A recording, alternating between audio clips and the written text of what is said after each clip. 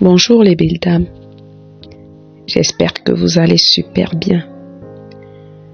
Alors, en 2024, je vais t'exhorter à travailler à devenir une femme esprit.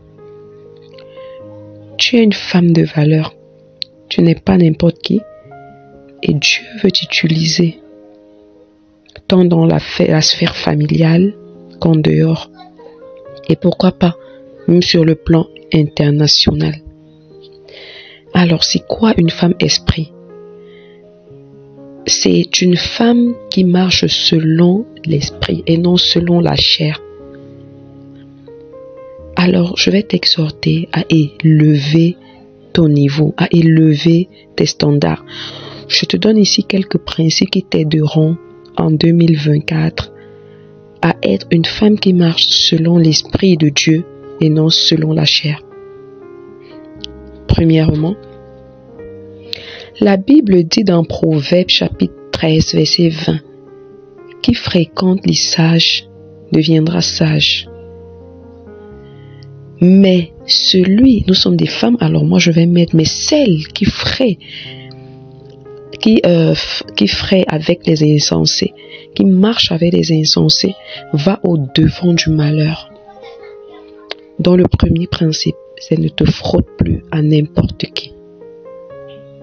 Ne te frotte plus à n'importe qui. Ne marche plus avec n'importe qui. Ne marche plus avec tout le monde en désordre, n'importe comment, à partir même de ce moment où tu écoutes ce podcast. Tu sais, pour avancer, tu ne dois pas avoir peur de te séparer des gens qui ne t'apportent rien. Si tu marches avec des gens et que tu constates qu'à chaque fois que tu marches avec ces gens-là, tu as une série de malchances, tu as une série de problèmes, tu as une série de difficultés, sépare-toi de ces personnes-là. Ça veut dire que ces personnes-là ne sont pas bien pour toi. Peut-être que ce ne sont pas de mauvaises personnes, mais ces personnes-là ne sont pas bien pour toi. Ne marche pas avec des gens qui te dévalorisent, qui se moquent de toi. Même dans les blagues, il y a des amis, tu marches, encore qu'on dit amis, il y a des gens avec qui tu marches, dans les blagues, elles sont constamment en train de se moquer de toi, ce ne sont pas de bonnes personnes à garder près de toi. Des gens qui te sabotent dans ton dos, des gens qui se moquent des autres, non. Ne marche pas avec ce genre de personnes. Marche avec quelqu'un qui t'apporte une plus-value. Et toi-même, sois une plus-value dans la vie de quelqu'un d'autre. Deuxièmement, cultive l'esprit de grandeur. Ne reste pas dans les petites choses. Ne reste pas dans la petitesse. Ne sois pas chiche avec toi-même, par exemple. Tu as de l'argent, mais tu es chiche avec toi-même. Tu ne sais pas prendre soin de toi. Tu refuses de prendre soin de toi avec ton propre argent. Ma soeur, c'est ton argent. Tu finis de prendre soin des autres, mais tu veux toujours rester dans les petites choses pour toi-même. Tu as de l'argent, tu n'arrives pas à te faire plaisir. Tu n'arrives pas à t'asseoir dans un restaurant pour manger un bon plat, par exemple.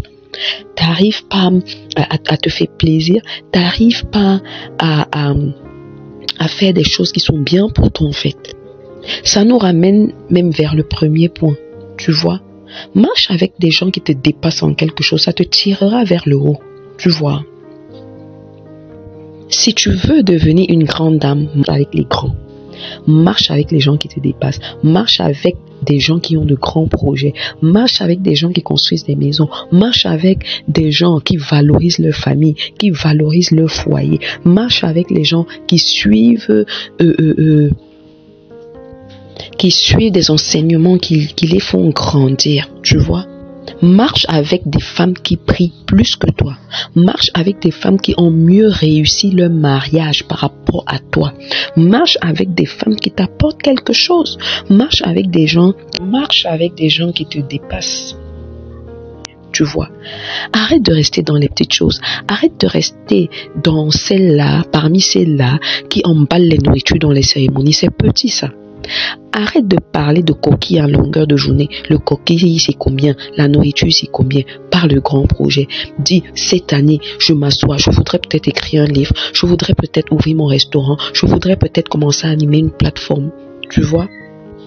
Élève ton niveau, ma chérie. Marche avec les gens qui te défient, non pour faire la concurrence, mais pour élever ton niveau. Un troisième principe, veille sur tes pas. Tu sais, ne va plus n'importe où, n'importe comment, dans n'importe quel lieu, sans discernement. Tu es quand même une femme de distinction, tu vois. On t'invite à une fête, tu pars en courant, tu demandes même pas, tu ne prends pas le temps de t'asseoir pour demander à Dieu quelle est mon importance là-bas. Quand j'y vais, est-ce que tu vas même là-bas avec un esprit de concurrence, avec un esprit de soutien par exemple? Oui, tu peux y aller pour soutenir, pour venir en aide, tu vois. Tu cours partout, dans toutes les cérémonies, tu sais. Ce n'est pas à toutes les cérémonies qu'on part. Hein. Je vais te choquer aujourd'hui. Même dans les deuils, c'est pas à toutes les cérémonies qu'on part. Est-ce que je suis en train de te dire de ne pas aller dans les deuils? Non, non, non. Comprends bien ce message. Tu sais, il y a beaucoup d'histoires. Comment quelqu'un allait dans un deuil, il n'est plus revenu. En rentrant, il a fait un accident. Comment quelqu'un est allé à une dot, il a fait un accident en route. Le temps qu'on l'amène à l'hôpital, il est mort. Si tu t'étais assise et que tu avais demandé à l'Éternel, même en une minute, en une seconde, Seigneur, comme je parle, que ta volonté se fasse. Que ta volonté se fasse, c'est tout. Tu n'as même pas besoin de dire non, j'hésite, non, que ta volonté se passe. Même Dieu peut organiser de telle sorte que s'il n'est pas d'accord que tu y ailles, que tu n'ailles pas, alors que tu avais peut-être la volonté. Je ne m'adresse pas aujourd'hui à une femme qui raisonne avec la chair.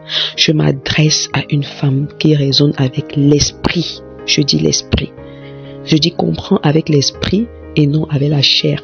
Je précise que je ne suis pas en train de te dire de ne pas aller à une cérémonie quelconque, mais dans tout ce que tu fais, en 2024, cultive cet état de femme esprit là. Tout ce que tu fais, remets à Dieu. Quatrièmement, autant pour moi, ne parle plus n'importe comment.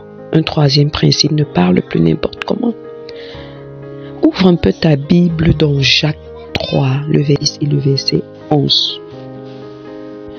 De la même bouche sortent la bénédiction et la malédiction. Mes sœurs, il ne faut pas qu'il en soit ainsi. Avez-vous déjà vu de l'eau douce et de l'eau salée jaillir d'une même source par la même ouverture? Une autre version dit de l'eau douce et de l'eau amère. Ma soeur, c'est toi qui es dans les malédictions de ton mari, c'est toi qui es dans les paroles de malédiction pour tes enfants, c'est toi qui es dans les paroles de malédiction pour tes propres projets. C'est toi qui te maudis chaque jour. C'est toi qui t'auto-sabotes. Non, je ne peux pas y arriver. Non, j'ai un mauvais mari. Mes enfants sont têtus. Il faut qu'en 2024, que tu changes de langage. Il ne faut pas que de ta bouche tu insultes les gens. De la même bouche tu dis le dimanche, ma soeur soit bénie. C'est-à-dire, cultivons-nous toutes cet état de femme esprit là.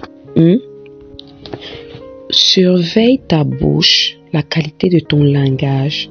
Arrête le langage vulgaire et grossier. Arrête les conversations vaines. C'est une grosse perte de temps pour toi en fait. Nous avons tous 24 heures. Mais le tout dépend de ce que chacune de nous fait de ces 24 heures. Pendant qu'une utilise ces 24 heures à faire des papoteries, une autre utilisera les mêmes 24 heures pour avancer dans ses projets, pour avancer dans sa vie, pour avancer dans tout ce qu'elle fait. Ne profère plus les paroles de malédiction, ça on a déjà vu. La mort et la vie sont au pouvoir de ta langue. Tu veux avoir des enfants épanouis? Prononce les paroles de bénédiction dans la vie de tes enfants. Tu veux avoir un foyer épanoui? Parle dans la vie de ton mari. D'ailleurs, nous aurons beaucoup d'enseignements tout au long de cette année 2024 et nous allons le faire en podcast. Je n'ai plus vraiment le temps pour faire les vidéos. Nous allons commencer avec les podcasts. Après, on verra si je reviendrai aux vidéos. Nous aurons beaucoup d'enseignements sur la foi, sur la prière, sur comment marcher en tant qu'une femme esprit. Et je peux te dire que ça paye. Par ailleurs, je vais peut-être te surprendre.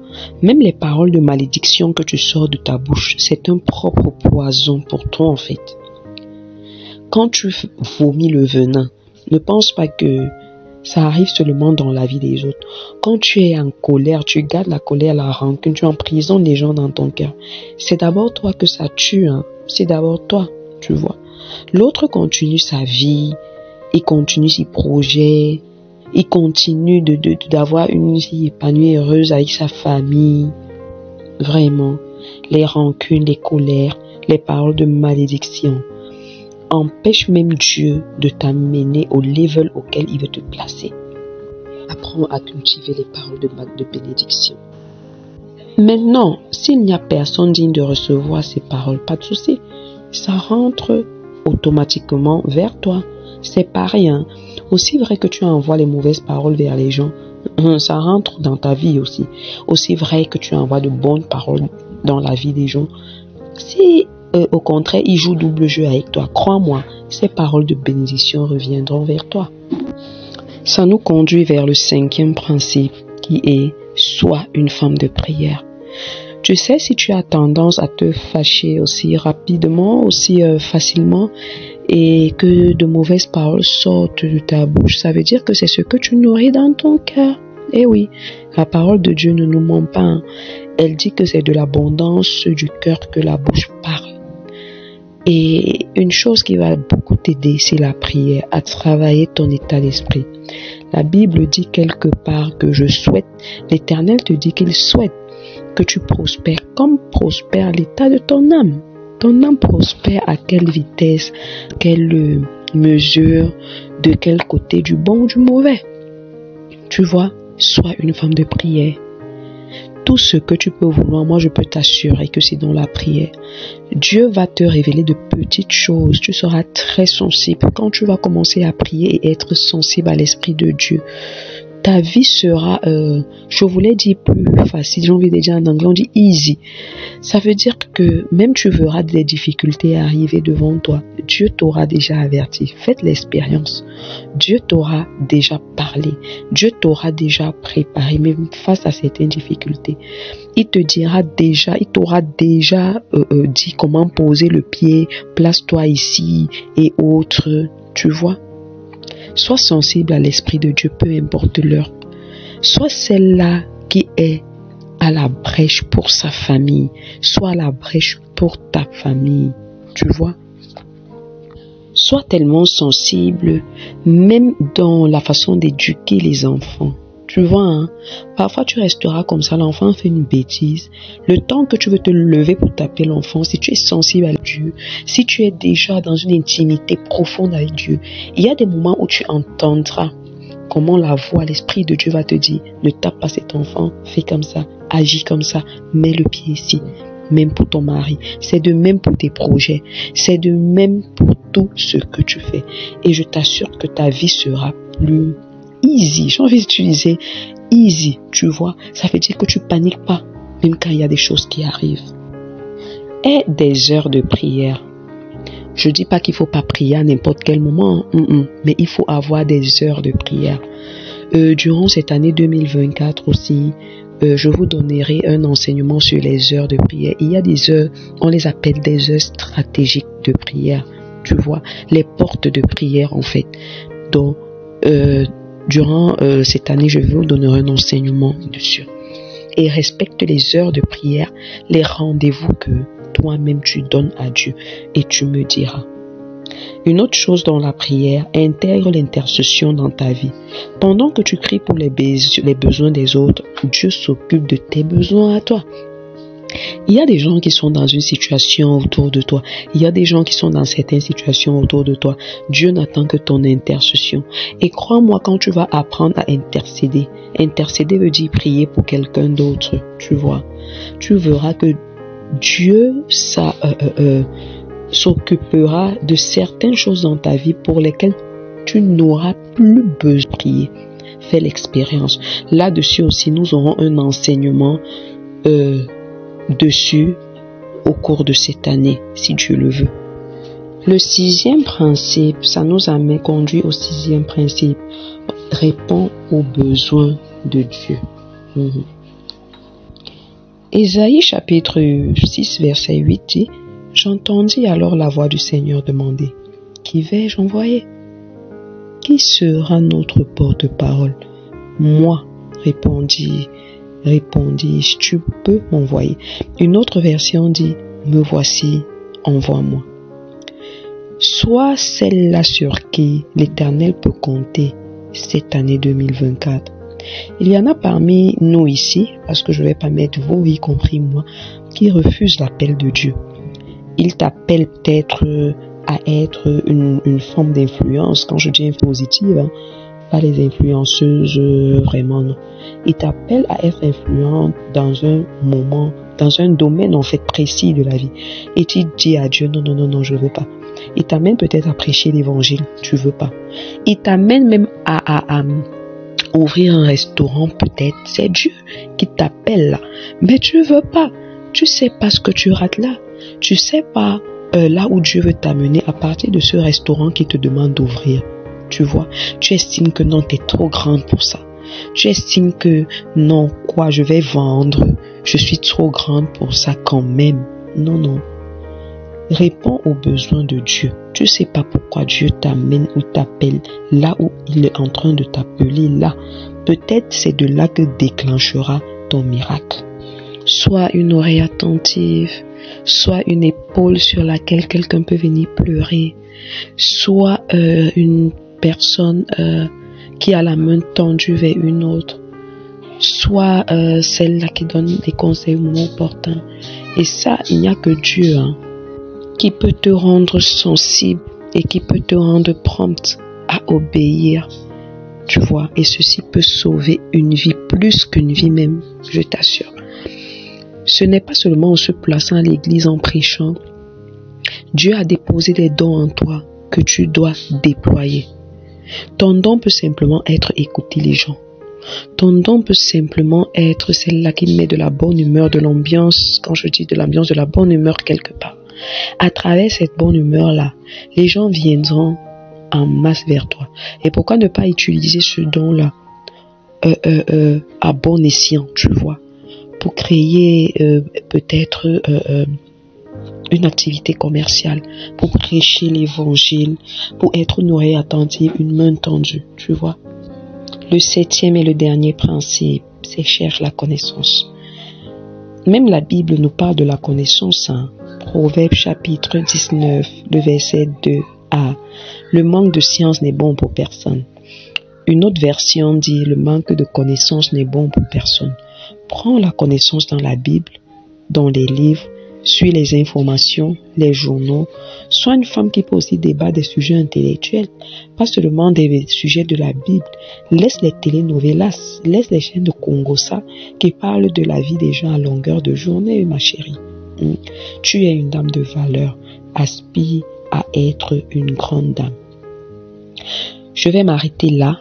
Tout au long de cette année, vraiment, si Dieu nous accorde sa grâce, nous aurons des enseignements de ce type, riches dans ce registre-là, tu vois. Mais n'empêche, nous allons continuer, nous allons vraiment entrer dans le développement personnel. C'est un privilège déjà pour celles qui sont sur cette plateforme. Cette année, nous allons vraiment employer à donner des enseignements de motivation, de développement personnel, comment prier. Nous avons plein de sujets desquels nous allons débattre. Comment prendre soin de toi, même physiquement. Le Seigneur ne s'en fout pas que de notre physique aussi. Quelque part dans la Bible, il dit: je te rends grâce parce que tu as fait de moi une si merveilleuse créature. C'était pas pour que tu te négliges, tu vois. Donc nous allons continuer avec nos sujets. Je t'assure que toi qui es là, ne te déconnecte pas, reste attaché. Et je t'assure que cette année, nous en sortirons toutes grandies. Sur ce, je te souhaite une très bonne année 2024. Que cette année, je proclame et je déclare que cette année est ton année. 2024 est ton année.